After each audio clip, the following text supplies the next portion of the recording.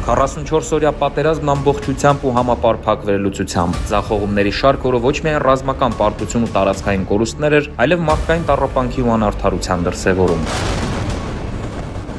44-օրյա պատերազմը, նոյեմբերի 9-ի հայտարարությունը, դրան նախորդած դիվանագիտական քայլերը, աշխարհաքաղաքական խաղերն ու սպառազինության մրցավազքը, ռազմական բարեփոխումները կամ դրանց բացակայության փաստը։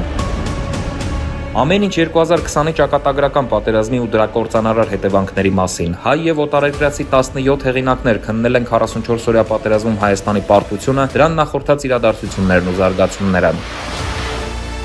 16 հոդված տարածաշրջանի, Եվրոպայի ու Միացյալ Նահանգների լավագույն միջազգայնագետների, քաղաքագետների, արևելագետների ու փորձագետների փաստերով ու վերլուծությամբ, դիտարկումներով ու անպատասխան մնացած հարցերի պատասխաններով, ինչպես դասեր քաղել պատմությունից ու կառուցել ապագան։